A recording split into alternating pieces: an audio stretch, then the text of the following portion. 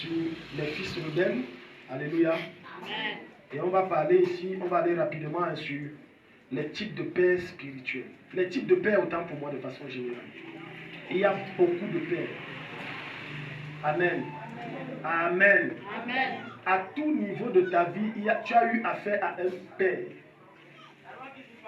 Il n'y a aucune dimension sans père. Je dis bien, tout niveau, il y a un père.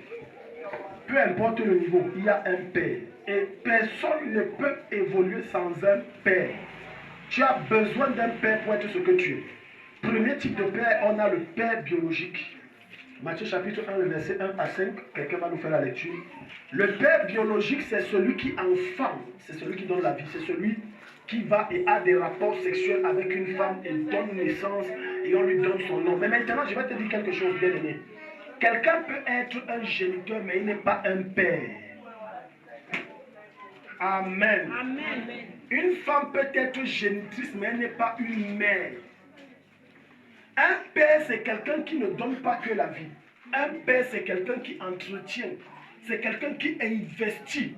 C'est quelqu'un qui s'adonne pour que l'enfant grandisse bien et ait une bonne éducation. Amen. Les familles sont remplies de géniteurs et non de pères. Ce que je vais dire va blesser beaucoup d'hommes, mais c'est la vérité. Tu vas voir quelqu'un qu'on appelle papa à la maison, il ne fait aucune responsabilité. Il n'est pas père. Il est géniteur. Non. Maintenant, tu vas voir quelqu'un d'ailleurs prendre soin des enfants de ce monsieur, sans draguer sa femme. C'est lui le vrai père. Quelqu'un est choqué ce matin. C'est lui le vrai père. Le père, c'est celui qui prend sa responsabilité. J'assume, c'est mon enfant, je paye. L'école, je paye. Manger, je paye. S'habiller, je paye. Malheureusement, vous allez entrer dans des foyers, c'est la femme qui est le père et la mère, alors que le père vit. Un foyer où le père s'en fout, sa vie c'est l'alcool, sa vie c'est les femmes, son argent c'est pour lui seul. J'ai déjà reçu tellement de mamans ici, que mon mari ne prend pas soin, moi je ne comprends pas. Elle dit c'est moi qui fais ci, c'est moi qui fais ça. L'homme est là, il dort. Dans cette église, je ne veux pas citer le nom, il y a une maman même qui est venue se plaindre. Son mari travaillait avec le gouvernement, il a bien l'argent. Elle dit papa il ne fout rien, l'école c'est moi. Je dois envoyer l'école, ça coûte cher, c'est moi. Dès que l'argent tombe, lui, c'est ses billets, il est dehors avec les femmes. L'argent finit. Vous savez ce que Dieu a fait? Dieu a fait qu'on enlève le travail. Quelqu'un dit Amen. Amen. Parfois, tu as pitié du diable. Des fois, il y a des sentences que Dieu exerce, tu as pitié. N'aie pas pitié. N'aie pas pitié. N'aie pas pitié. Non. Et c'est la même maman qui va dire, ouais papa, prions, prions. J'ai dit que maman, ça c'est la main de Dieu. Dieu est en train de le faire payer. Le travail que monsieur Dieu te donne, c'est pour tes enfants et ta femme. Ce n'est pas que tu t'assois, quand ça gagne, tu caches, tu manges seul, tu fais des choses seul. C'est pour ta progéniture. Tout vrai père réserve un avenir pour ses enfants. Tout vrai père. Tout vrai père, tout vrai père. C'est pour ça que j'ai dit, il y a des géniteurs, il n'y a pas de père. Il est prêt à pomper 4, 5, 10 enfants. Mais il ne prend soin d'aucun. Il n'est pas un père, c'est un géniteur. Alléluia. Que les hommes me pardonnent, mais ce que je dis là, allez lire vos Bibles, c'est la vérité. Dans qu'un fils dit c'est mon père, il est en train de dire quoi? C'est celui qui non seulement m'a donné la vie, mais c'est celui qui prend soin de moi. Est-ce que toi, qui te dis donc père, tu prends soin des enfants? La plupart des foyers ici, je dis dans cette église, c'est la femme qui se bat. Pour beaucoup. Tu es ici? C'est ce que je veux dire. Je suis né dans une famille où mon père avait l'argent sauvagement. Mais tu vas voir la mère avec son pauvre salaire se battre bec et ongle pour que les enfants que nous sommes soyons bien. Je dis la mère. Ce que je veux dire blesse, mais c'est la vérité. Ce que je dis, c'est blessant, mais c'est la vérité. Et donc, cette femme est venue dire, papa, prie. Elle dit, maman va prier, mais ça, non, non, papa, vraiment, il faut que Dieu machin truc. Moi, j'ai dit, maman, je suis même content. Je suis content. Parce qu'au lieu que l'argent là, les 300 000 tombent chaque mois, et que tes enfants partent à l'école avec des habits déchirés. Et deux fois, on les chasse parce qu'ils n'ont pas payé. Deux fois, tu rentres, comme toi, tu n'as pas rationné, ils n'ont rien à manger. Bêta, ils n'ont aussi rien. Tout le monde reste comme ça. Vous voulez être plus bon que Dieu. Vous voulez être plus bon que Dieu. Vous voulez être plus bon que Dieu. Et quelqu'un m'a dit que j'ai les enfants. Quel enfant? Elle me dit que depuis que ses enfants sont nés, lui ne fait rien.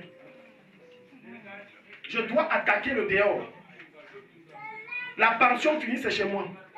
L'huile à la maison finie pour se oindre comme pour préparer, c'est chez moi. La chaussure de l'enfant, c'est chez moi. Elle en a comme ça où c'est 7 ou 8. Calcul. Tout ça, c'est sur sa tête. Elle ne dort pas la nuit. Tout, c'est chez moi. Et on se pose la question, mais le monsieur là, dont il fait quoi? Son rôle, c'est quoi? Vous voulez qu'elle vous dise son rôle? C'est de faire les enfants. Non, il est géniteur. Chers hommes qui sont ici et les futurs hommes, votre rôle n'est pas que de faire des enfants, c'est d'assumer. Que les femmes me disent amen. C'est de faire quoi? Assume. J'assume. J'ai fait 4, j'ai fait 10, j'assume. J'assume ça, j'assume. C'est ça. J'assume.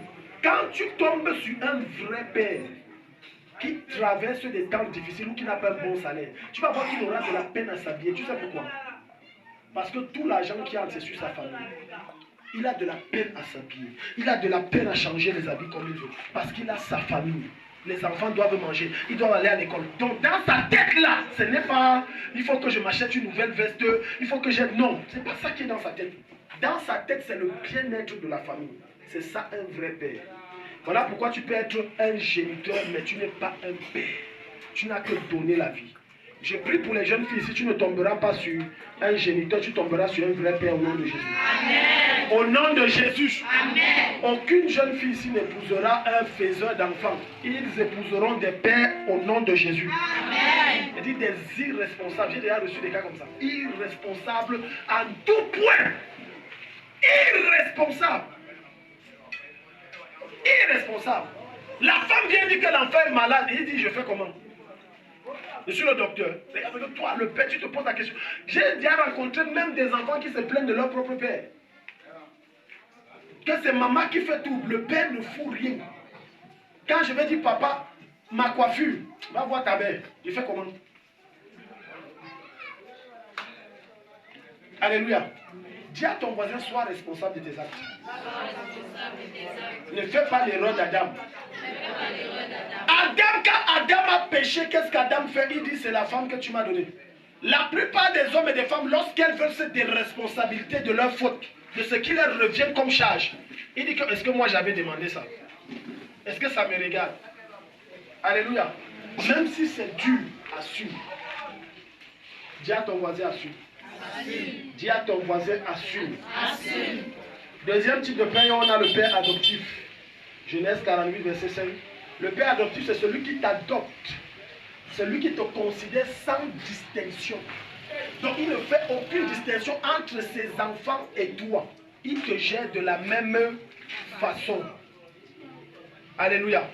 La meilleure éducation que tu puisses donner à un enfant adoptif, c'est de l'imposer les règles que tu imposes à tes enfants. Les mêmes règles. Les mêmes règles, les mêmes principes. C'est une erreur de dire c'est l'enfant de tuyau. Non, il ne faut pas. Non, mamie dort, mange. Non, mange, tu dors bien, tu comprends, tu pars à l'école. Tu es en train de détruire l'enfant. Regarde, aussi longtemps, si un enfant a dormi chez toi seulement 2 nuits, s'il échoue dans l'avion, on va dire que c'est toi. Est-ce que quelqu'un ici? Je vous parle en connaissance de cause.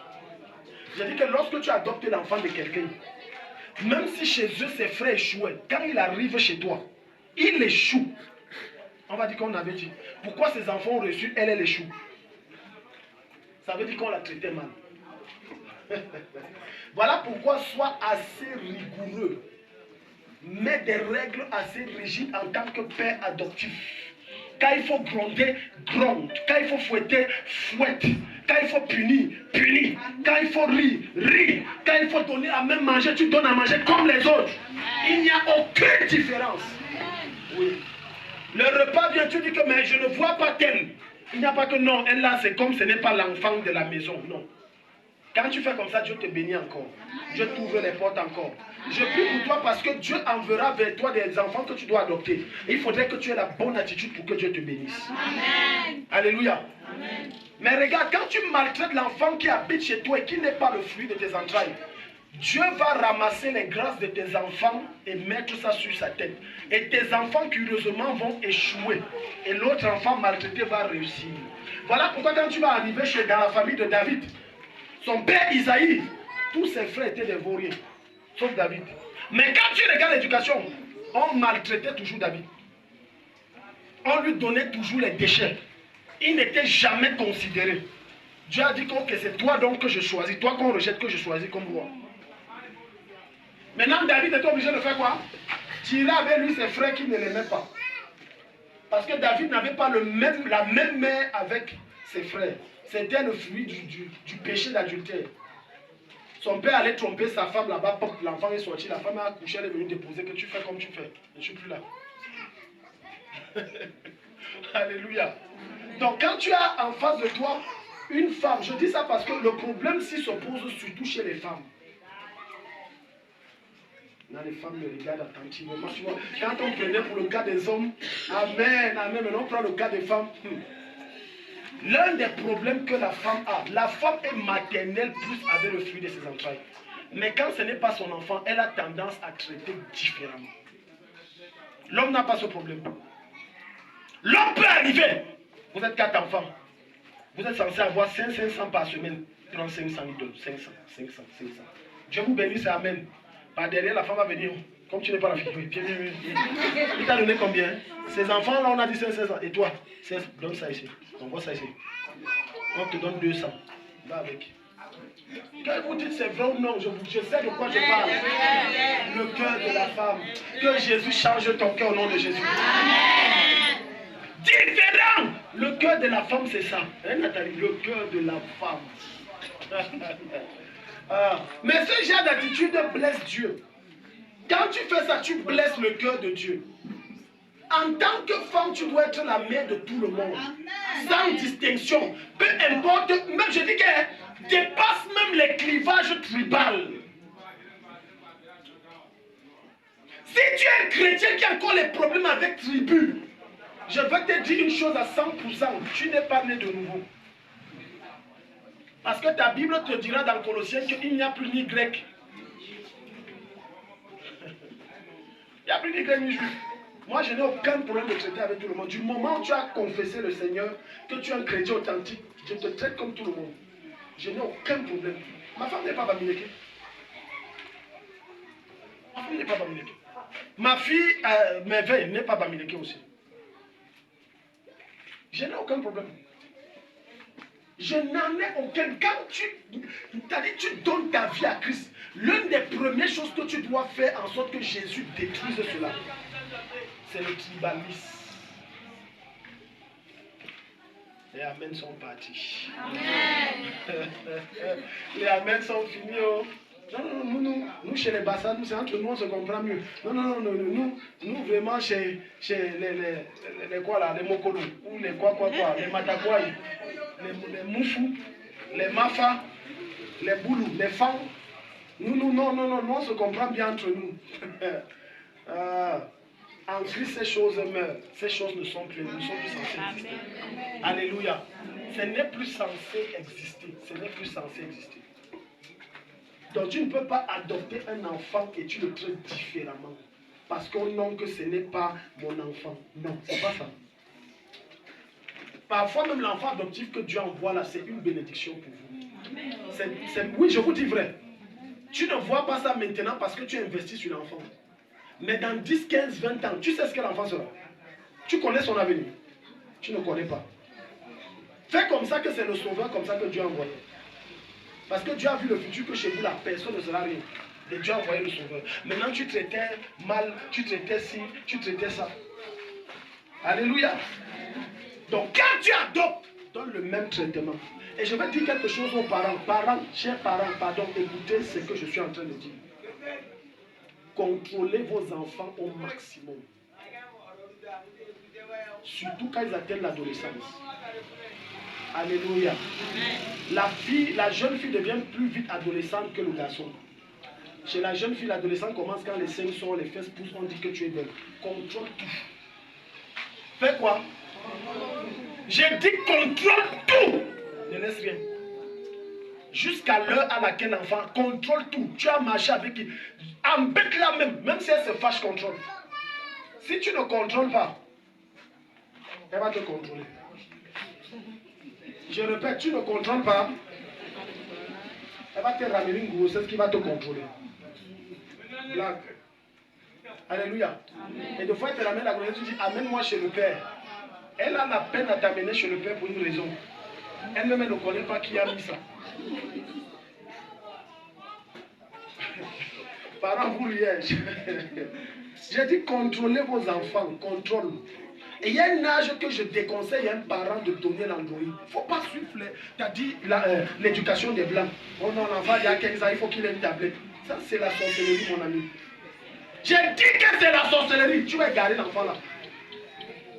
Si ça ne dépend que de moi, tant que l'enfant ait 25 ans, pour lui donner l'Android. Je n'exagère pas. Je n'exagère pas. Je n'exagère pas. Sur les réseaux sociaux, il y a tout. J'ai dit tout. Tu penses que quand on parle que ton enfant est en train de faire partout, il a vu ça où? Tu peux contrôler les images qu'il voit. Tu es là quand il voit. Quand l'enfant te dit je pars dormir, tu es celui qui dort. Ah, vous blaguez. L'enfant ne dort pas. Maman, je pars dormir, il faut que je me réveille, toi je bûche la nuit là en train de surfer. Et pendant qu'il ouvre l'internet, il voit les pornographies, il voit filles qui s'embrassent, il voit un garçon qui couche avec 3 filles. Et du coup, la sémence est entrée, Satan entre et dit, essaye aussi un peu, tu vois. Et l'enfant se retrouve en train de faire ça.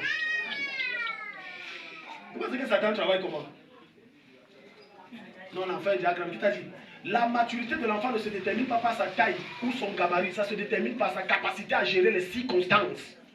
Sa capacité à désigner que ça est bien, ça est mal. C'est là que tu sais que ton enfant est mature. Sa capacité à dire si tu es une fille, non, à un garçon qui te drague. À ne pas dire qu'il veut t'embrasser, je dis que non, je ne peux pas t'embrasser la Bible. Car il a cette capacité, je suis d'accord que tu lui donnes le téléphone. Parce que là, il sait distinguer ce qui est bien de ce qui est mal. Il peut refuser d'avoir ce qui est de marcher avec certaines catégories de personnes. Mais un enfant qui ne distingue rien, qui veut tout copier, c'est un danger. Je le dis parce que la plupart des parents ne prennent jamais le temps d'observer leurs enfants. Quand ils rentrent, ils ne voient pas que la démarche que l'enfant a changé. Vous ne riez pas, c'est que je dis sérieux. Même la démarche, il faut contrôler. Que ma fille ne marche pas comme ça. Pourquoi la démarche change? Et tu ne te rends pas compte que la démarche là, c'est la compagnie qui a déjà corrompu son esprit. Et tu as dit que non. Tu as mal au pied, ma mère. Tu as quoi? Non, maman, non, je n'ai rien. Mais pourquoi tu fais ça? Non, maman, bon, c'est mon nouveau style à moi. Ce n'est pas son nouveau style. Il y a quelque chose de mauvais qui vient d'entrer. Et tu vas voir les fruits bientôt. Même le langage, même la voix. Ta fille parlait normalement et parlait même bien le patois. Depuis un temps, tu parles en patois et tu réponds en français. Et tu ne remarques pas, tu ne vois pas. Oh, si tu contrôlais jusqu'au détail, tu verrais qu'il y a un problème ici. Alléluia. Amen. Contrôle tes enfants. Contrôle tes enfants. Contrôle. Dis à un papa, une maman qui est à côté de toi, contrôle tes enfants. Dis contrôle tes enfants. Contrôle tes enfants. Non, ils sont déjà grands. Voilà une autre que j'ai reçue, s'il fallait faire la délivrance, elle enseigne à peine 20 ans. Non, ils sont grands, laissez-les, ils doivent se relaxer. Le vendredi, il faut qu'ils aillent en boîte. Regarde ce qu'une maman dit à ses enfants, boîte de nuit, qui doivent, c'est leur temps, c'est leur époque. Maintenant qu'elle ramène le premier enfant, boum, c'est entré. Maintenant le deuxième entre, elle met la tête que je ne sais pas. Tu récoltes ce que tu as sémé. Hello? Tu récoltes ce que tu as sémé. Tout parent qui laisse son enfant rentrer à l'heure qu'il veut a déjà programmé son enfant pour l'échec. Ton enfant ne doit pas rentrer à l'heure qu'il veut. Il rentre à l'heure que toi tu as décidé qu'il rentre. C'est le manque de contrôle de vos enfants qui fait en sorte que l'enfant te fabrique des mensonges et te dit non, c'est que l'enseignant a dit qu'il y a devoir. Non, après ça, il y avait un concours de danse. Non, après ça, il y a les jeunes, des spécialistes dans le mensonge. Très fort, inspirés. Le gars te ment jusqu'à tu es sûr que c'est la vérité. Et ils peuvent s'entendre avec ses camarades. Tu appelles tous ses camarades qui confirment. Oh, c'est faux. Mais si tu connaissais réellement ton enfant, tu saurais que même si l'enseignant confirme, tu vas dire qu'elle ment. Ça, c'est mon enfant. L'enfant aussi, c'est mon enfant. Je n'étais pas porté 9 mois pour dire, tu mens. Toi, tu mens. Pourquoi? Parce que tu es tellement sensible et tellement attentionné à l'enfant que même quand il ment, il y a un petit changement fond de savoir que tu ressens que ça, il ment. Mais tu n'as jamais le temps. Alléluia. Amen. La plupart du temps, quand ces gens vous disent qu'ils partent étudier, sache qu'ils partent tout faire sauf étudier.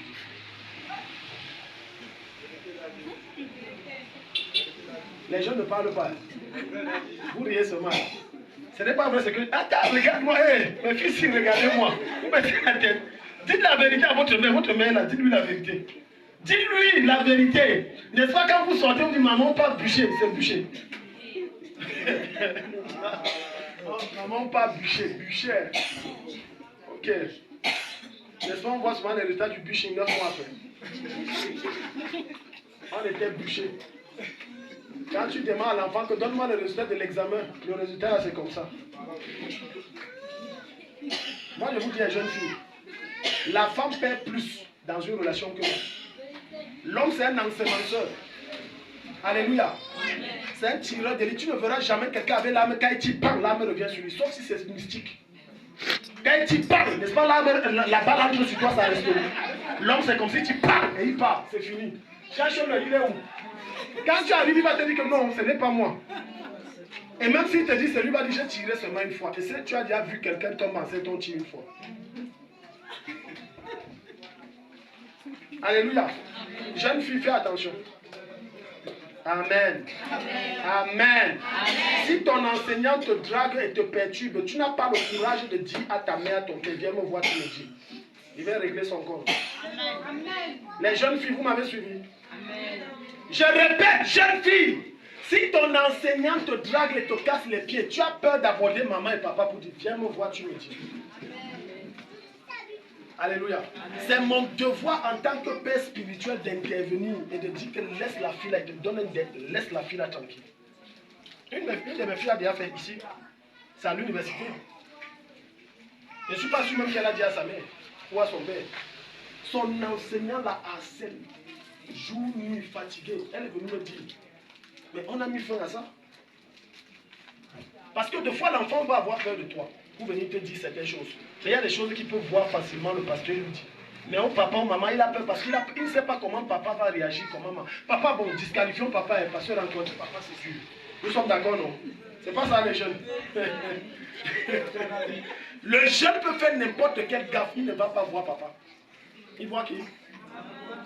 Maman a boit la caravane. Est-ce que je dis c'est beau? L'enfant peut venir dire que maman, l'enseignant là a dit qu'il m'aime.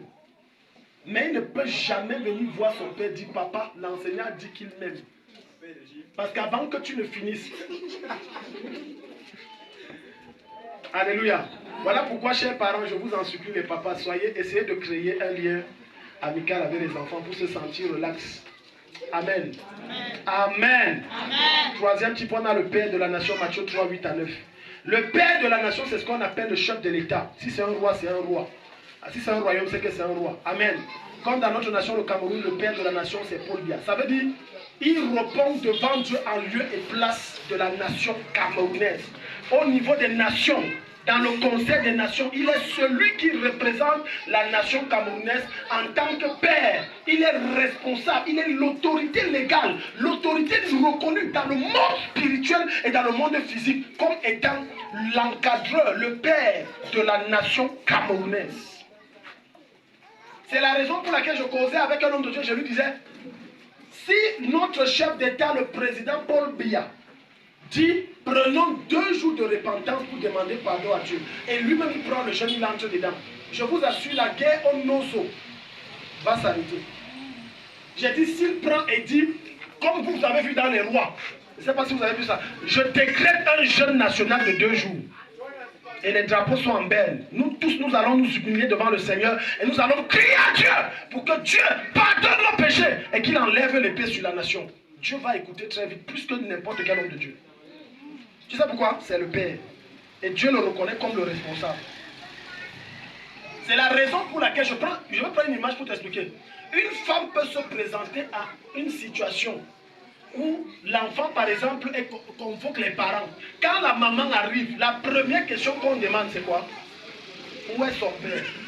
Tu sais pourquoi? C'est l'autorité que le monde spirituel reconnaît. C'est pour ça qu'on demande son père où.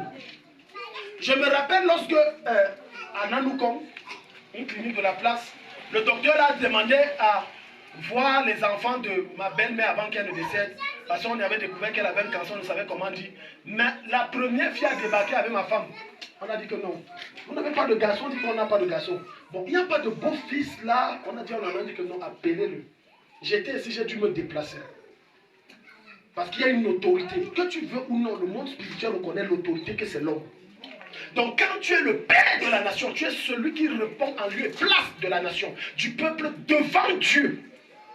Autrement dit, même le jugement que Dieu va accorder au roi et au président et au chef d'État sera proportionnellement à leur gestion de la nation.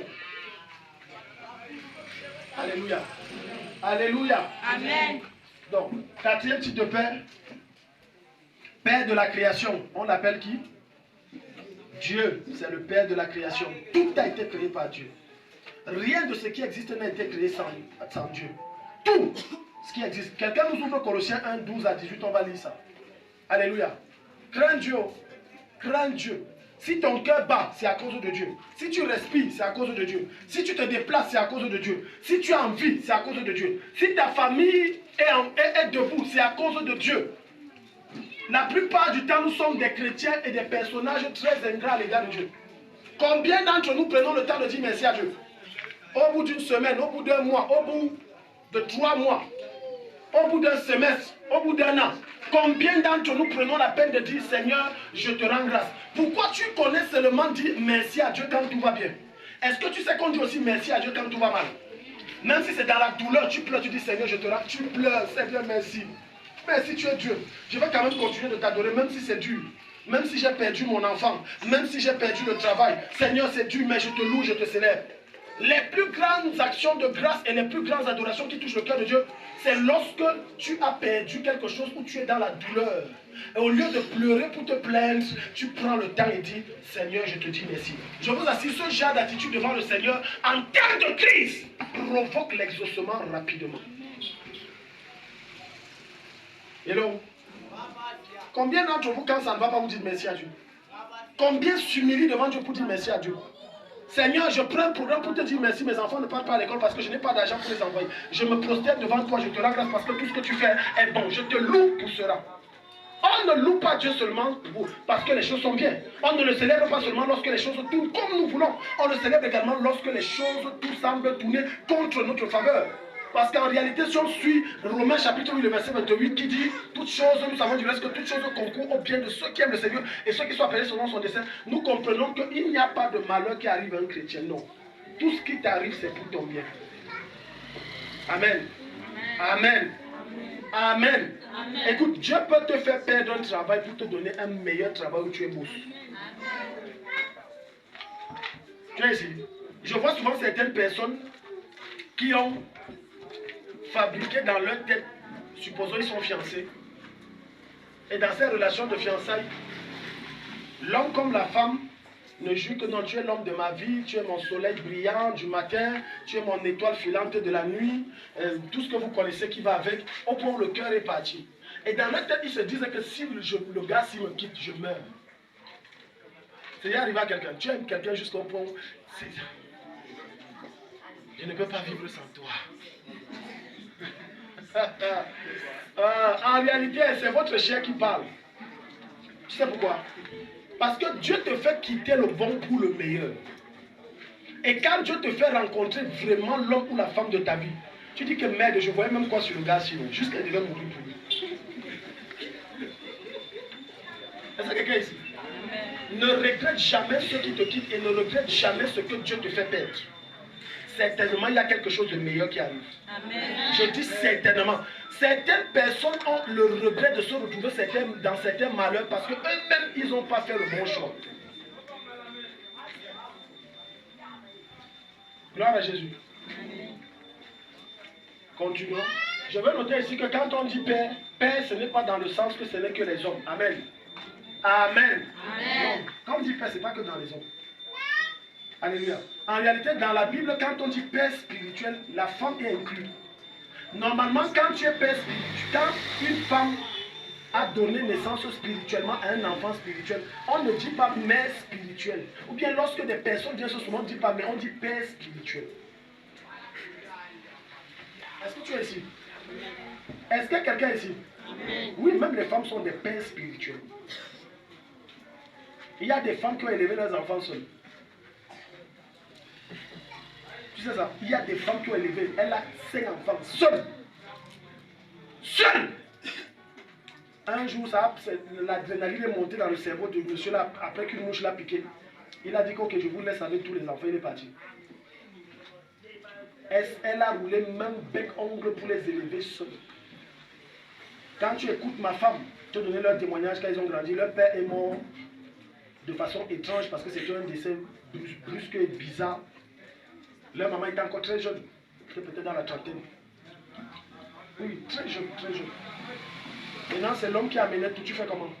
Tu ne peux pas te prostituer. Tu as 3 enfants. Tu fais comment? Il faut retrousser les manches.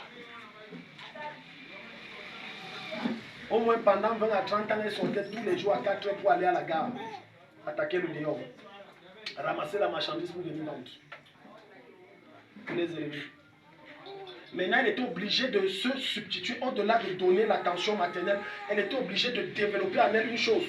Le caractère d'un homme. Oui. Parce que Dieu n'était pas fou dans un couple de mettre un homme et une femme. C'est pour le bon épanouissement, la bonne éducation et la bonne croissance de l'enfant. Maintenant, elle était obligée de ne plus être trop douce, mais d'être aussi dure. On peut te dire qu'on te sert le repas. Si tu manges ou tu ne manges pas, ne mange pas. Tu dors comme ça. Allez, avançons. Je n'ai pas le temps. Parce qu'il faut que je donne le meilleur de moi pour que chacun de vous soit à l'aise. Le Père n'est plus là. On fait comment? En réalité, c'est lorsque vous perdez certaines choses que tu vois que la valeur c'est importante. Et tu as l'impression que c'était intéressant comme ça. Oui. Maintenant, tu deviens à la fois le père et la mère. Alléluia. Amen. Alléluia. Amen. Tu es obligé que quand l'enfant fait quelque chose qui est mal, allez, il y a le fouet. Et tout le monde connaît que voilà, tu fais mal, on te fouette. Ça a fait donc de chacune de ces filles des filles battantes qui attaquent le déon. On est obligé de se battre pour attaquer le déon. Donc tu peux être une mère qui a des enfants et on t'appelle le père. 5e chose, le père spirituel. 2 Rois chapitre 12. Il y a ce qu'on appelle le père spirituel. Alléluia. Le père spirituel n'est pas seulement celui qui convertit les âmes au Seigneur, non. Qui amène les âmes au Seigneur, non. N'est pas seulement celui qui amène quelqu'un à confesser le Seigneur Jésus. Le père spirituel, c'est quiconque prend soin spirituellement des âmes qui sont sous sa responsabilité. La plupart d'entre vous ici, vous êtes mes fils spirituels. Pourquoi? Parce que, pas parce que je vous ai converti au Seigneur, non. Mais parce que vous avez décidé de vous soumettre sous la grâce.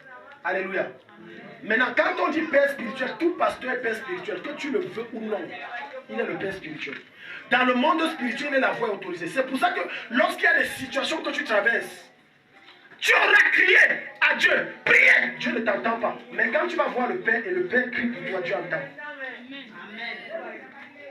Est-ce que quelqu'un comprend quelque chose? Fadel, viens, lève-toi. Je vais vous prendre un exemple. Maman, Angèle, lève-toi.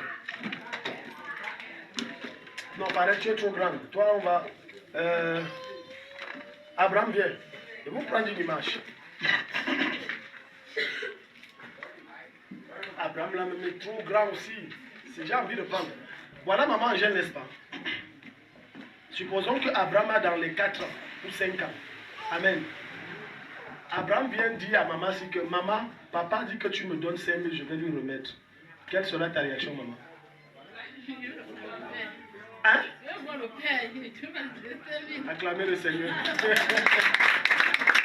Même à son âge, c'est si bien dit que maman dit que tu donnes 5 000. Je veux voir, donc, je vois sa réaction, je veux voir le Père. Papa Jean-Marie, si j'envoie mon fils là, et il arrive chez vous, Yohan, il a 4 ans, il débarque chez vous, Papa m'a envoyé prendre la brouette. Quelle sera votre réaction? Quelle sera? Il va dire que l'histoire, il faut voir ça au clair. Parce que comment l'enfant s'y vient? Mais papa m'a envoyé. Non, l'histoire, ce n'est pas clair. Alléluia. C'est donc comme ça que dans le monde spirituel, les choses se passent. Quand tu vas te mettre à prier, à jeûner, des portes ne s'ouvrent pas. C'est parce que Dieu veut entendre la voix de ton Père. Et quand tu vas dire Seigneur, la porte s'ouvre. Ok, donc c'est toi. Quelqu'un n'est pas ici, donne-moi un amen. Tu vas dire, ah, donc c'était ton fils. Oui, c'est. Ouais, papa, laisse. Oh, d'accord, j'ai compris. Bon, mon enfant, passe. Alléluia. Alléluia. Donc, il y a tellement d'importance d'avoir un père spirituel. Je l'enseignais ici, je crois que c'est vendredi passé ou vendredi je suis passé. J'ai dit, on n'est rien. Tu ne peux pas être quelqu'un si tu n'es pas derrière quelqu'un. C'est une loi spirituelle et physique. Je dis, personne n'est quelqu'un s'il n'y a pas quelqu'un derrière lui. Citez-moi n'importe quel exemple. Josué est devenu quelqu'un grâce à Moïse. Élisée est devenu quelqu'un grâce à Élie. Citez-moi n'importe quel. Les apôtres et en l'occurrence Pierre sont devenus des personnalités responsables grâce à qui? Jésus. C'est une loi dans le règne de l'esprit. Voilà pourquoi même chez les satanistes, si tu veux aller loin, il faut quoi? Un par un. Tu ne pars pas. Quand tu arrives, même c'est arrivé même au niveau des concours, tu auras beau faire des concours. À un niveau de l'oral, on demande qui t'a envoyé. On est en train de dire qui est ton parent. Mais tu n'as pas compris le langage. Alléluia. Pour avancer aussi loin que tu penses, tu dois avoir un père spirituel. Ce n'est pas le contrôle de ta vie. Ce sont des lois spirituelles. Et je l'enseignais, je disais ceci. Écoute-moi très bien. Il n'y a aucun leader dans ce monde, chef d'État en l'occurrence, qui n'a pas son marabout chez lui. Je dis, il n'en a pas. Je te mets au défi. Les chefs d'État même c'est loin, on va voir les ministres. Les ministres c'est loin, on va voir même les gouverneurs. Même les directeurs d'école ont leur marabout. Il n'y a que les chrétiens qui disent que je vais évoluer seul. Je vais évoluer seul, pardon, laissez-moi. Si Dieu a la grâce, si la grâce est là, je vais évoluer seul. En tout cas, si c'est pour moi, Dieu va me donner. Ça peut être pour toi, mais tu n'as pas ça, pas parce que Dieu a refusé, parce qu'il y a des forces que tu ne peux pas combattre et qu'il faut une notion supérieure pour te faire entrer là-bas. Voilà pourquoi David, bien qu'étant roi et prophète, il marchait toujours avec Nathan. Les rois d'Israël avaient toujours leur prophète à côté. Il part en guerre, il est là. Il y a une fête, il est là. Peu importe où il est là. Petit show, il dit que l'histoire, si là, tu vois que c'est comment. Il dit, ok, laisse-moi, je consulte Dieu. Non, non, non, ne pars pas. Si tu pars, non, non, non, il ne faut pas partir. Là-bas, c'est un piège. Ah, ok. Dites là-bas que je ne me sens pas bien, je ne viendrai pas. Dans tout ce que ces grands hommes-là, vous pensez qu'ils sont grands comment? Le pouvoir, c'est un esprit. Le pouvoir, c'est un esprit. Le pouvoir, c'est un esprit. Hier, quand j'enseignais les étudiants, j'étais en train de les enseigner sur les différentes catégories de démons, parmi lesquels on a vu ce qu'on appelle les terrestres. Les terrestres, c'est ceux qui détiennent le pouvoir. Ce sont des démons très violents, très puissants, qui détiennent le pouvoir. C'est pour ça que lorsque quelqu'un prend le pouvoir, pour y rester, il est obligé à aller faire des pactes avec des terrestres. C'est une catégorie de démons. Il n'y a que les chrétiens que dès qu'ils prennent les postes, ils ne veulent même pas que le pasteur sache. Parce que si le pasteur sait, il faut la sémence, il faut le sacrifice, il faut l'offrande d'action de grâce, il faut la... Non, ça veut dire que la dîme a augmenté. Donc quand il s'assoit comme ça, lui, il ne voit pas en termes de sa sécurité. Non, il voit en termes de l'argent qui sort de ses poches. Ne regarde quand même pas rien faire. Il est prêt à remuer si elle était donnée son marabout pour sa sécurité, pour qu'il maintienne le pouvoir. Une de mes filles m'a donné ce témoignage. Elle me dit que lorsqu'on a affecté le nouveau délégué des travaux publics dans son service, première chose, il ne s'est pas assis sur le fauteuil là. La voiture de l'ancien chef, il n'a pas conduit. Je ne conduis pas. La maison où l'ancien chef était, il dit je n'entre pas. Vous savez ce qu'il a fait? Elle me dit il est allé chercher son marabout. Il est entré devant lui, il n'est pas entré, il est entré après moi.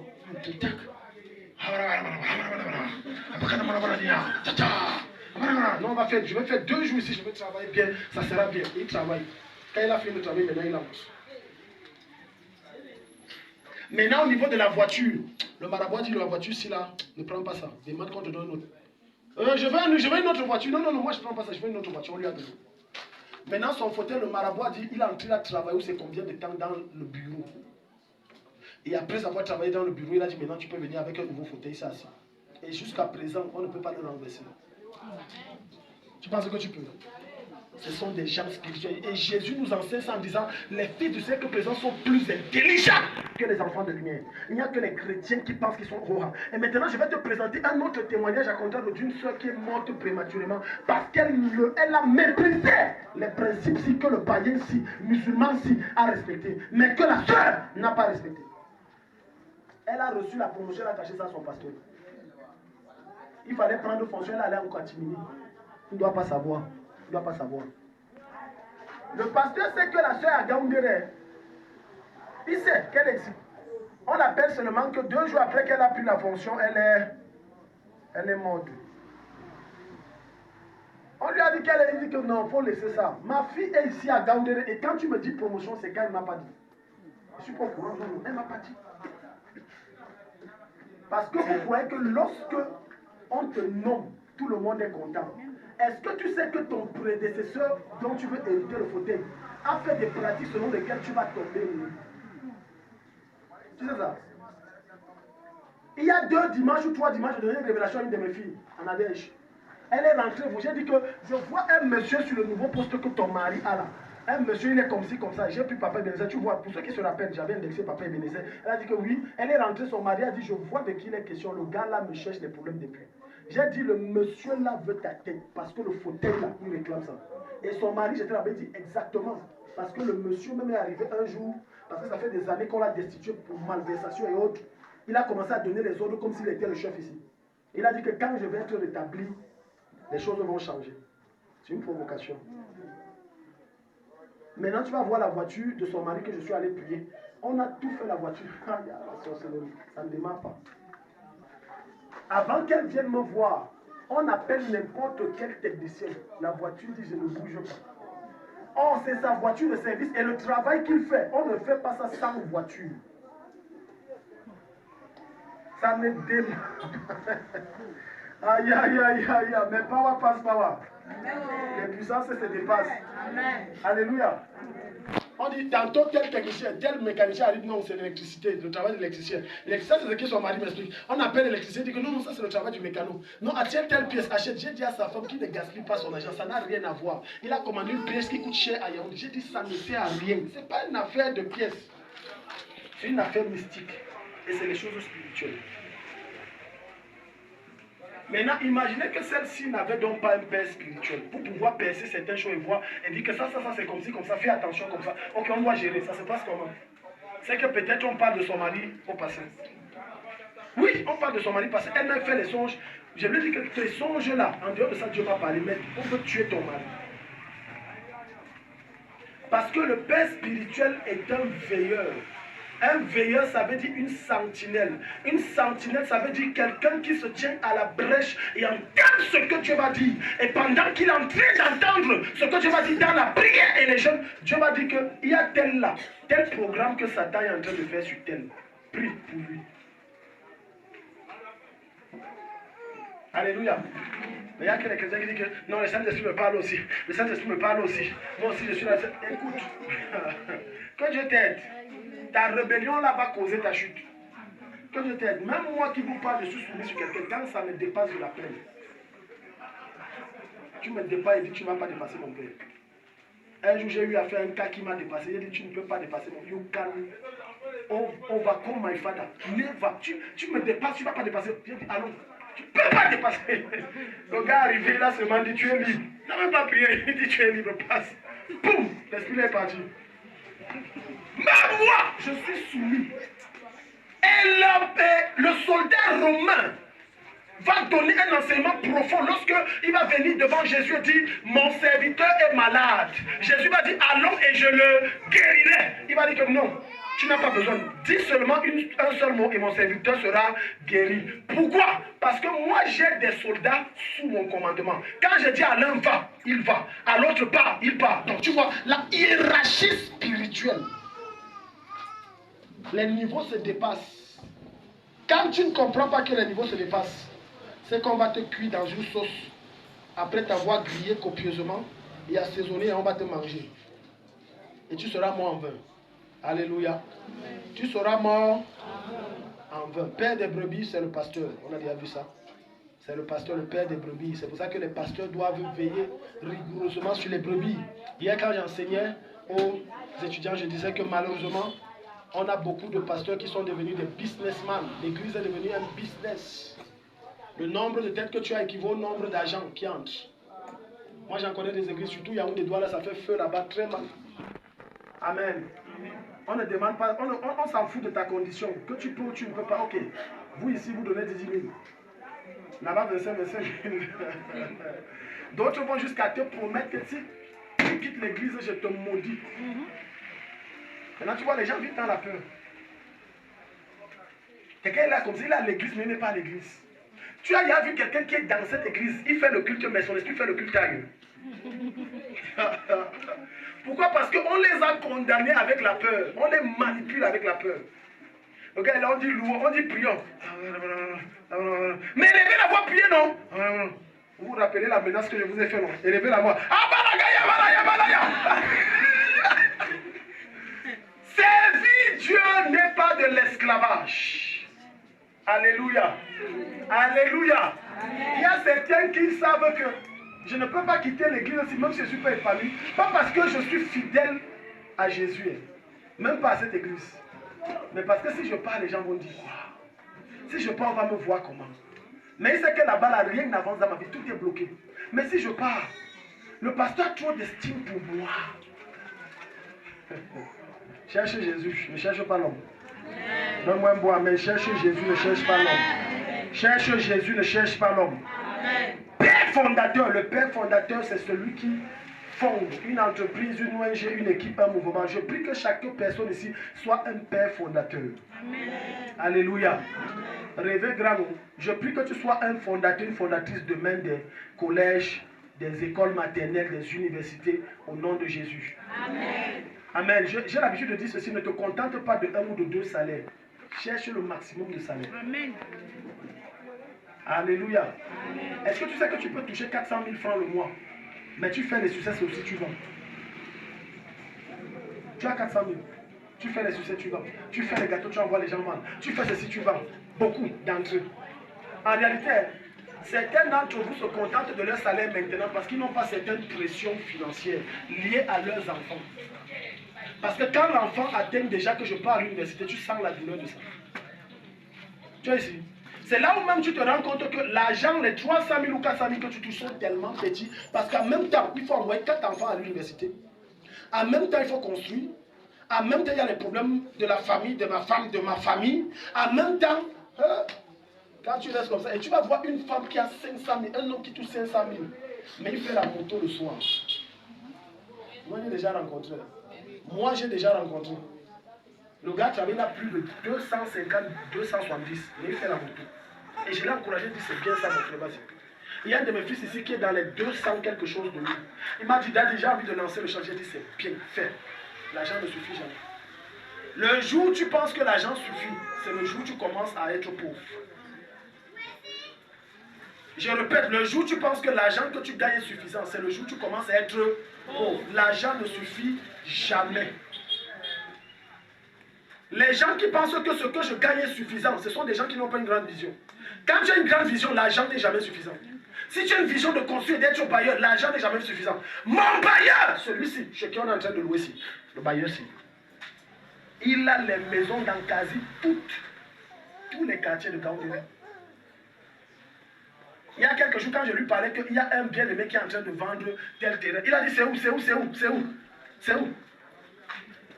Il dit que non, parce que moi, il n'est pas l'argent, hein, mais il peut trouver l'argent pour acheter. Il a les maisons partout, il n'est jamais fatigué, il n'est jamais rassasié. Tchatchong n'est jamais rassasié. Je lui dis, papa, toi, tu prends seulement les dettes à la banque. Il dit, moi, les dettes, les banques, non.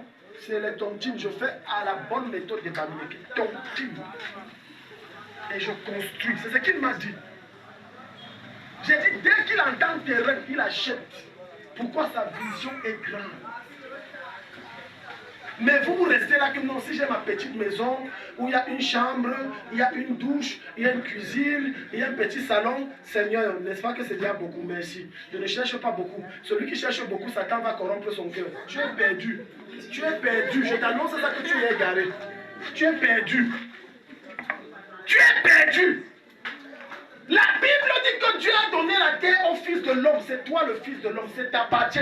Jésus va te dire, allez, soyez mes faites des nations. Non, il va dire dans Acte chapitre 1, verset 8.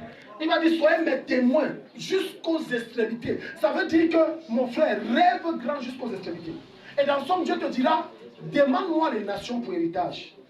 Ça veut dire que tu peux dire, Seigneur, je veux que les châteaux partout. Dieu te donne. Quand tu es là, tu dis qu'en tout cas, je suis maître d'école. Primaire, ça ne me dérange pas. 120 000, ce n'est pas rien quand même. Hein. Est-ce que les autres, ils ont ça? Quand Dieu te regarde, l'ange veut te gifler, mais Jésus retient sa main et dit que non, laisse. C'est question de taille comprendre. L'argent ne suffit pas. Dis à ton voisin, rêve grand. Dis à ton voisin, rêve grand. Il y a d'autres qui, dans leur rêve, regarde, je vais te présenter leur vision. La vision, c'est que j'ai une maison en ville, j'ai une maison au village, ma retraite est bonne, ça suffit. Mon gars, j'ai pitié pour toi. Hello? Pour ceux qui sont encore en activité, je vous donne un conseil. Préparez votre retraite maintenant. Dis-toi que tu prendras ta retraite quand tu mourras.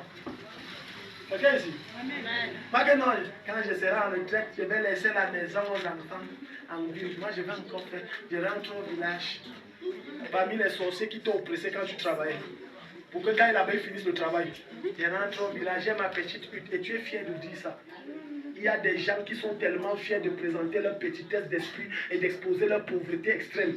J'ai une petite maison. Regarde ce que tu dis. Pendant que tes amis disent qu'ils ont les 10 hectares, ils sont en train de construire les camps. D'autres construisent les villes. Il y a un boutiquier ici. On l'appelle Esaïe. J'ai été choqué un jour quand il me dit que, pasteur, entre Wak et Gaoundéré, j'ai acheté quelques hectares. Il y a des forêts là-bas non utilisées. Et je suis en train de bâtir un village. One man. Est-ce que tu comprends ce que je dis? Il a dit, je bâtis un village pour que demain ça devienne une ville. Et le gars a acheté ça comme ça, il appelle ses frères là, du village là. Le gars cultive les hectares et les hectares de maïs. Voilà comment une ville et un village vivent. Quand tu es là, tu dis que non, ma vie est bien, moi j'ai mes 400 000 le mois, ça va. Bon, il demande encore quoi à Dieu? En vérité, si Bill Gates pensait comme s'il serait pauvre à vie. Alléluia. Dis à ton voisin, pense grand. Je suis sûr que si je te demande de demander à ton voisin que quel est ton rêve ou quelle est ta vision, il va prendre au moins 10 minutes pour te répondre. Parce que c'est là que la vision va naître maintenant. Parce qu'en réalité, il n'a rien dans la tête. Dans sa tête, c'est que si j'aime un sac de maïs qui peut gérer les 3 mois, et j'ai acheté mon sac de gougoudou, une partie de Congo sec, et de Tasba, et j'ai mon seau de 10 litres de pâte d'arachide. Merci Seigneur, je ne demande pas beaucoup, c'est suffisant. Et j'ai mon seau d'amouka quelque part, et mon pas de malou. Il y a un poisson, la pâte de malou, ça sent trop. Même si tu laves ça, comment ça sent? Il dit que lui trouve que sa vie donne. Il ne rêve pas que tu dois être bailleur. Qui parmi vous aussi rêve d'être bailleur? C'est bon. Mais je ne suis pas encore satisfait parce que tout le monde n'a pas levé là. Tout le monde doit lever là. Amen. Rêve d'être bailleur. Et quand je dis bailleur, ne pas construire une maison que le vent souffle, la tôle est partie. Alléluia. Et quand je dis... Pardon, parce que ça, on n'appelle pas ça bailleur, on appelle ça bailleur. Je ne suis pas bailleur. Tu construis une maison, le vent souffle. Ne construis pas le genre de maison que quand tes locataires dorment, il est obligé de rester au bord du lit, comme ça, parce que tout est plein. La pluie a rempli partout. Tu es coincé comme ça. Et tu attends le matin pour aller... Tu attends que le matin fasse pour aller rencontrer le bailleur et lui dire que bailleur, pardon. Non, fais quelque chose de bien. L'esprit que nous avons reçu, c'est l'esprit d'excellence. Fais bien. Maintenant, tu taxes aussi bien. Que de faire des petits trucs pour mettre à des bas plus. Non, fais bien. Tu peux faire quelque chose en similitude, mais tu embellis l'intérieur, tu mets les bons matériaux intérieurs, extérieurs, c'est joli, c'est bien.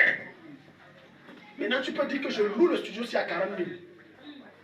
Ne dis pas, maman, quand quelqu'un entre, quand il entre, le gars dit que bon, je donne 6 mois. Je ne voulais pas prendre parce que j'ai estimé que c'est cher. Mais ce que mes yeux voient là, ça ne mérite même pas 40 000. C'est trop vieille. Il entre, il prend. Pense grand. Envahissez la terre. Envahissez la terre, envahissez. Pense à avoir des boutiques. Même si ce n'est pas les boutiques que tu as mis les choses, tu vends. Tu as construit comme ça, tu mets en location. Location. J'ai dit que mon bailleur, c'est le gars qui travaille. Tu comprends? Mais quand tu le vois, les liens comme ça, tu vas même le mépriser, mal habillé, genre, et sa voix même d'abord efféminisée. Tu vas dire que le gars, si le vent souffle, il va tomber. Mais viens voir ses poches. Il rêve grand. Toi, en dehors de rêver que Maïmouna m'a fait, Maïmouna m'a fait, Maïmouna. Voilà le rêve de quelqu'un. Jusqu'à tu pars, tu dors, tu vois comment Maïmouna te poursuit, tu la traites de sorcière. Alors que c'est ton subconscient de la journée. Maïmouna, ce qu'Evelyne m'a fait, je ne peux pas. Libère ton cœur, pense aux choses qui vont te rendre riche et qui vont manifester la gloire de Dieu. Amen. Ce qu'Evelyne m'a fait là, je ne peux pas laisser. Je n'ai pas dormi la nuit. D'autres, ils ne dorment pas la nuit parce qu'ils doivent bâtir un avenir, une destinée. Toi, tu ne dors pas la nuit parce que Maïmouna ou Evelyne t'a fait. Que Dieu te change. Amen. Que Dieu te change. Amen. Pense à mettre des taxis. Est-ce que tu sais qu'actuellement le taxi dans la ville c'est 400? C'est pas 400. Pour aller au marché c'est 500. Et les taximans là sont devenus comme à Yaoundé. Les gars là sont riches. Je te dis, imagine donc, j'ai fait les calculs. Imagine que tu as un taxi qui fait dans la ville seulement 400. Par jour, les gars là peuvent faire 5 tours. Et ils prennent combien de passagers? 6. C'est 6 non? 6 passagers. Certains prennent 7. Certains prennent 7. Bon, hein? Bon, non. Non, bon, prenons seulement 6, ça c'est le gros cœur. Tu es un chrétien, n'est pas le gros cœur. Ça c'est le gros cœur. Prenons seulement 6. 400 fois 6, ça fait combien? 1600. C'est ça, non? 2400 autant pour moi. Ça c'est un tour. 2400 fois 2, ça veut dire aller-retour. Ça fait combien? 4800. Ça veut dire que tu as fait un tour. On est d'accord? Aller-retour c'est un tour. Maintenant, fais maintenant 4800 fois 5. Supposons que tu fais 5 tours. Parce que supposons que tu travailles de 6h à 20h. 4800 fois 5. Allons-y, calcul mental 0004. 5. Ça fait 24 000 francs la journée. 24 000 francs la journée. Pour la journée. Maintenant, supposons que tu travailles jusqu'à samedi. Fois 6. Tu trouves le montant. Fois 4 pour le mois. Tu trouves le montant. Il est dans les 200 et poussières de 1000. Un taxi. Supposons que tu as seulement 3 taxis. Les gens disent, j'ai dit que tu as seulement 3. Et le taxi ne coûte même pas cher. Tu achètes les Yaris là, c'est dans les 800, 900 000. Ça ne coûte pas cher et ça ne consomme pas. Voilà comment les chrétiens pensent. Tu es là, tu penses que non, si j'ai mon tapuka, il y a l'ancien couscous qui a fait 3 jours. Si on a ça à manger. Que Dieu renouvelle ton intelligence. Amen. Que le Saint-Esprit renouvelle ton intelligence. Amen. Pense grand, bien-aimé, pense grand. Dis à ton voisin, pense grand. Que de rester réfléchi qui va m'épouser, il faut que ce soit un homme riche. Regarde les pensées de quelqu'un. Bon, quand tu épouses l'homme riche là, toi tu apportes quoi dans sa maison? J'ai ma beauté. Tu as quoi? La beauté là se plante partout dehors, on peut ramasser ça. Un jour, un monsieur a demandé à une femme que, ok, si tu te maries aujourd'hui, qu'est-ce que tu vas amener à l'homme? Lui, l'homme va amener l'argent, c'est toi tu amènes quoi? Elle a dit, j'ai ma beauté. L'homme lui a dit, je dis, laisse en dehors de la beauté, tu amènes quoi? Il dit que non, mon corps est précieux, ma beauté, c'est pas n'importe qui. Hein. L'homme lui a dit que la beauté, là, ça paye une facture. Hein? Est-ce que ta beauté paye une facture? Non, dites-moi. Si ça paye une facture, moi je sais que j'ai une très belle femme, c'est que mes factures, je ne chauffe pas ma tête. Oui. C'est que la beauté de mon village, ça paye tout. Je laisse tranquille. Est-ce que ça paye une facture? Je m'adresse aux femmes parce que les femmes ont dans la tête, les jeunes filles là. J'aurai un homme riche, il y aurait une bonne, elle va faire les choses, moi je passe ma journée à faire les mascaras, les make-up, et je visionne. Rêve, tu comprends? Continue de rêver. Et quand tu rêves comme ça, Dieu aime ça. Dieu va te faire retrouver dans une carabote mariée un homme, tu es là. C'est le contraire. Au lieu de rêver comment je produis les richesses, je rêve comment je dépense. La plupart d'entre vous, quand l'argent, la première chose qui vient, je dois dépenser. Très peu pensent que comme ça entre une partie, je dois investir. Et c'est une erreur. Voilà pourquoi vous allez toujours vous retrouver en train d'être dans le besoin d'argent. Parce que votre mentalité, votre système de pensée a été programmé pour dépenser et non pour produire. Voilà les pluies qui arrivent. Quelqu'un va me dire que Daddy, je n'ai pas de terrain. Est-ce que tu sais qu'on loue des terrains? Un de mes fils est venu me proposer parce que je lui ai dit que je veux faire l'agriculture. Il m'a dit que Daddy, je vous conseille de faire dans telle chose. Lui-même, il est en train de s'investir dans telle chose. Alors qu'il travaille. Qu'est-ce que tu as programmé produire? Cette année, tu as dit que ton chiffre d'affaires, c'est combien? Les chrétiens aiment le raccourci par la grâce de Dieu. Mais est-ce que tu sais que le païen ne travaille pas avec par la grâce de Dieu? Lui, il travaille seulement. La grâce ne vient se mélanger qu'à tes efforts. La grâce n'encourage pas les paresseux et les nullards. Tu ne peux pas t'asseoir, tu restes, tu dis la grâce de Dieu, ça ne descendra pas sur toi. Je t'assure ça à 100%. La grâce de Dieu n'encourage pas la médiocrité et la nullité. La grâce de Dieu amplifie la réussite de ceux qui sont des bosseurs et des travailleurs. Ça fait que l'autre qui travaille 6 heures de temps pour avoir 10 000, toi tu travailles 2 heures. Mais comme la grâce a vu que dans les 2 heures tu t'investis à fond, la grâce vient te donner 10 fois ce que l'autre travaille en 6 heures. La grâce de Dieu. Il y a les champs à faire. Dis à ton voisin, il y a les champs. Dis à ton voisin, il y a les champs. Arrive à ce niveau, tu penses même vendre ce que tu produis. Combien d'entre vous en dehors de cultiver pour manger? Tu manges, tu chies, après tu dis que j'ai besoin d'argent. Est-ce que tu ne peux pas penser aussi que je peux produire le manioc et je vends? Il y a tellement de femmes ici, on arrive, tout le secteur ici, regardez, la ligne à partir d'ici, même là, les femmes font le manioc. Je t'assure, si tu as 5 hectares, tu fais le manioc. Et le manioc ne demande pas beaucoup de choses. Et ça produit, je crois, en 6 mois, max. Sauf si je me trompe, 6 mois, non. On avait fait les recherches à l'université. 6 mois, voilà. 6 mois là, tu es millionnaire. Tu leur donnes ton numéro que tu produis, je ne te manque pas. Regarde, voilà Maman Noël qui fait le manioc. Est-ce que tu sais que ces femmes manquent le manioc? Est-ce que le manioc est toujours disponible? J'ai rencontré une femme de Dieu qui fait le tapioca. Elle m'a dit son problème majeur, c'est qu'elle n'a pas toujours le manioc. Bien qu'elle a les numéros des fournisseurs, elle n'en a pas toujours. Donc, la demande est plus grande que l'offre. Tu produis ça, tu es riche. Il y a les tomates sont devenues de l'or.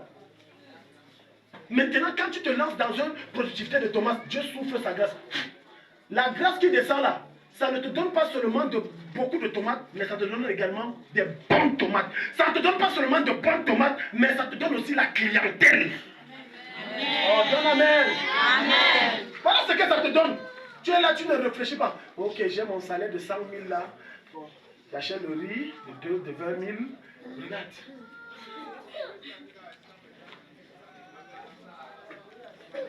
Les gens viennent aussi s'endetter chez toi. Les gens viendront s'endetter quand? Si tu veux faire le champ, tu n'as pas le champ. Viens me voir, je vais te connecter à quelqu'un. Les vacances, si mon souhait, ce n'est pas un ordre, mais mon souhait le plus ardent, c'est que au moins la moitié, si vous faites les champs. Amen. Je vous dis, ça donne, ça paye. Et la terre de Gaoundéré est une terre productive. Si tu n'avais pas l'idée, je te donne l'idée. Je te donne l'idée là gratuite, ne me donne rien. Et un projet de bananerie. Les bananes viennent de Machela. Non, pas seulement Bertois, l'Est et du Sud et du Centre. De Ngaoundal. J'ai causé avec un pasteur là-bas qui m'a dit que la terre, là, tout ce que tu déposes, ça donne seulement. Mais Gaoundal a aussi la même grâce. Lancez les bananeraies.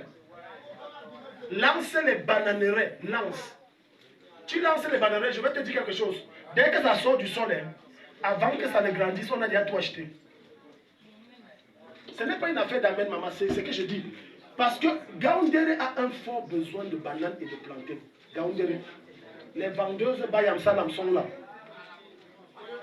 Dès que c'est là, boum, on a déjà tout vendu. Parce que le plantain est cher, la banane est chère. Sauf si vous me contredisez.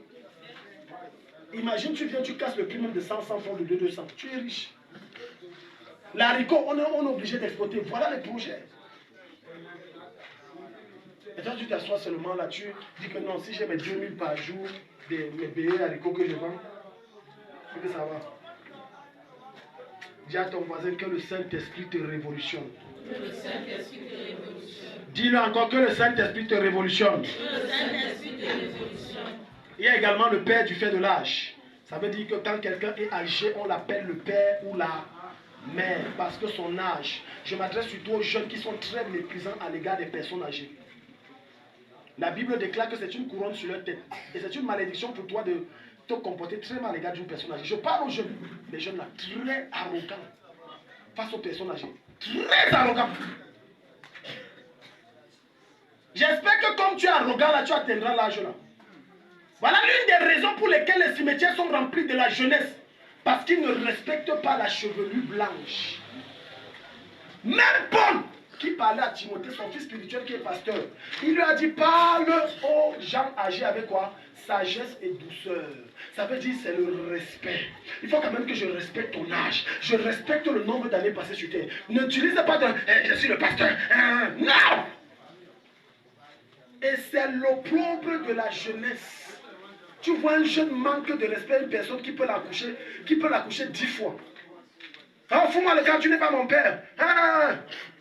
Et après tu dis que je ne comprends pas pourquoi ma vie est compliquée. La manière que tu méprises les vieillards, rassure-toi que Dieu te rendra la pièce 10 fois plus. Respectez les vieillards. Respectez les vieillards. Tourne-toi vers un jeune, dis respectez les vieillards. Est-ce que tu sais que rien qu'à cause de sa chevelure blanche, même s'il te parle mal, tu te tais quand même? Laisse pas. C'est ton manque de mort en soi, ton désir de rébellion, ta têtutesse qui fait que tu laisses ta chair se lever. Tu dis, on ne me parle pas comme ça, ne me parle pas comme ça. Alléluia. Alléluia. Amen. Les jeunes filles, si ton futur mari ou ton fiancé ne respecte pas ton père ou ta mère, je peux t'assurer que je ne te respectera pas.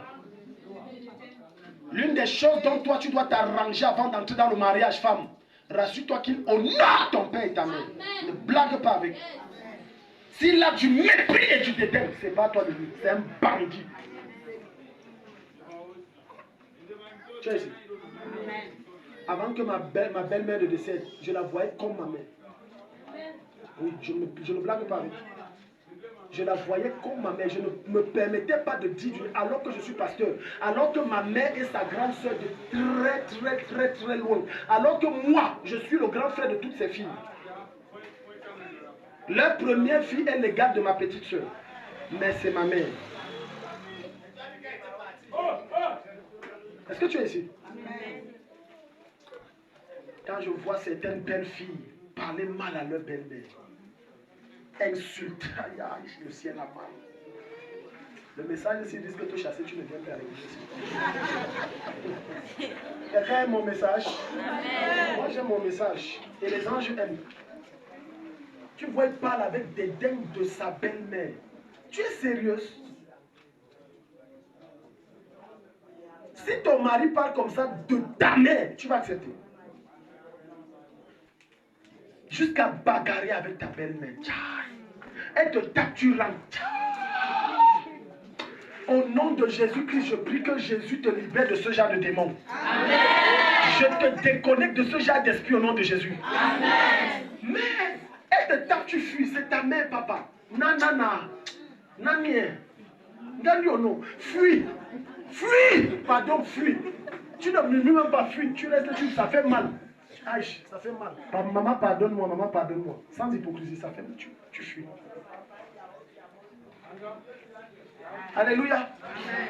Voilà pourquoi, même quand tes parents sont en tort, je ne conseille jamais à mes enfants de se rebeller contre eux. Jamais. Parce que même quand ils sont en tort, ils prononcent une parole, ça te prend.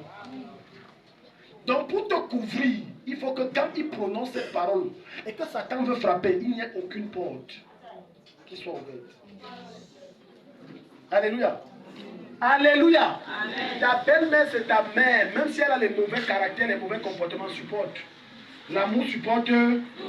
Si tu peux supporter son fils, tu peux la supporter. Parce que le chien ne donne pas naissance à la vache. Donne-moi amen. Amen. Les gens ne parlent pas. Le chien ne donne pas naissance à la vache. Donc si tu peux supporter ton fils, tu peux supporter sa mère. Serre le cœur, ça fait mal, tu serres le cœur. Si c'était ta mère, tu l'aurais chassé. Je veux qu'elle parte, je veux qu'elle... Est-ce que tu l'aurais chassée si c'était ta mère? Pourquoi quand c'est la personne de ton sang, tu es en train à supporter jusqu'à dire que qui n'a pas de défaut? Mais quand c'est quelqu'un qui n'est pas de ton sang et est censé être ton beau-père, ta belle-mère, tu dis que non, t'as pas si ça me dit pas. Alors que son caractère est moins grave que pour ta mère que tu protèges là. Moins grave. Dis à ton voisin, le message ici passe. Qu'est-ce que ton voisin a dit? Alléluia. Amen. Voilà pourquoi je te suggère une chose. Ceux qui ne sont pas encore mariés. Même si la fille est belle comment, que tu l'aimes comment, côtoie d'abord ses parents pour voir si tu peux les supporter ou non. Amen. Si tu vois que tu... si tu vois que tu ne peux pas supporter, dis à la fille que mamie, crée quelque chose, c'est pas toi. Amen. Alléluia. Amen. Alléluia. Amen. Je te dis et je répète aux gens qui ne sont pas mariés. Même si le gars est beau, tu crois que c'est seulement l'ange Michael. Va d'abord voir, tu essaies de voir comment son père, sa mère et ses frères sont. Si tu peux supporter, tu parles. Mais si tu vois que mon cœur ne peut pas supporter le genre de belle-mère, dis au gars là que, ouais papa, moi je vois que quand je vois loin, j'ai eu un rêve. Dans le rêve là, ta mère me persécutait, pardon, séparons-nous. Et tu n'as pas menti. Le rêve dont tu parles, c'est passé quand tu as côtoyé son père et sa mère. Et tu as vu que ça là, ça va mal finir. Alléluia. Notre père dit que mère, j'ai une belle mère. C'est une rombière, c'est une sorcière. Tu es entré où? Tu partais où? Ma belle-mère trop l'argent, ma belle-mère. Quand tu entrais, tu ne savais pas où tu entrais. Mon beau-père, lui, là, il est avare. Petit truc pour lui, c'est l'argent. C'est l'argent, c'est l'argent. On voit quand tu vois ton beau-père en route, tu changes. Il y a d'autres qui sont faux, ils ne changent. Même s'il voit qu'il est conscient, il ne peut pas changer de direction. Eh, c'est pas toi Thierry. Non, c'est son jumeau. Ou alors il va te dire que non. Tu sais que les gens se ressemblent sur la terre. Il y a ce qu'on appelle le sosie, ce n'est pas lui. Comment ça, c'est toi? Je reconnais la tâche ci. Non, non, non, non. Les gens se ressemblent, le père, ce n'est pas moi. Parce que tu sais que si tu reconnais, les pauvres 10 000 qui sont là, ça finira en bas. Il m'a dit que donne-moi ce que tu as. Donne. Tu as quoi là? Moi, il a suivi des histoires comme ça. Le père attrape son gros, il dit, tu as quoi ici? Ah mais ça c'est quoi? Donne, donne, donne. Il envoie, il prend. Hein. Ouais papa, ouais c'est mon dernier argent. Oh!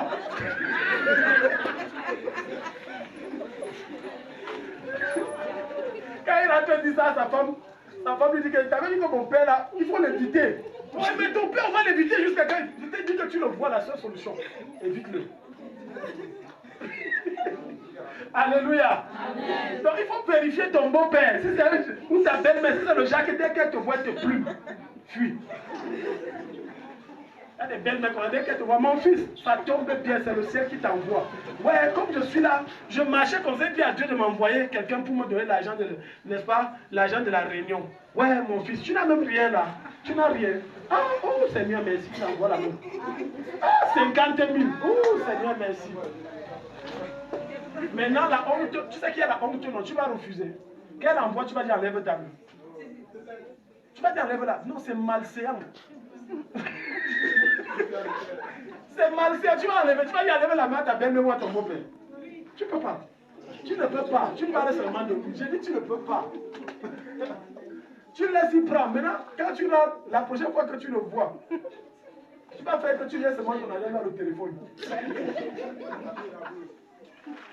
Et tu vas dire, je vous dis, il y a des gens tellement traumatisés par les beaux-parents que quand ils marchent, ils se rassurent qu'ils n'ont plus d'argent en poche. Si oui, c'est 100 francs, 200. L'argent qui permet de prendre la moto. Donc quand il sait que la route, si que je m'engage, j'ai le pressentiment de tomber sur mon beau-père ou ma belle-mère, ils aiment trop l'argent. Tu laisses 200 francs en poche. Quand tu as lui dit, ouais maman, je n'ai pas prendre. Ok, prends alors. C'est 200, elle t'insulte bien, tu fais comment? Moi je te dis, ne te fâche pas. Serre le cœur, quand tu t'éloignes, ris jusqu'à. Alléluia. Amen. Tu ris parce que là tu l'as eu. Et comme au point où tu vas voir des personnes mariées cachées à leur père et à leur mère où ils habitent. Constamment ils sont en déménagement. La dernière fois c'est qu'ils étaient. Ils étaient en Aref. Maintenant nous ils sont en balade. Mais la belle-mère dit que mais toi aussi là, moi je comprends. Vous habitez finalement où? On dit que maman, Dieu, tout le monde a eu la révélation qu'on doit être constamment en mouvement. Acclame le Seigneur, acclame le Seigneur, acclame le Seigneur.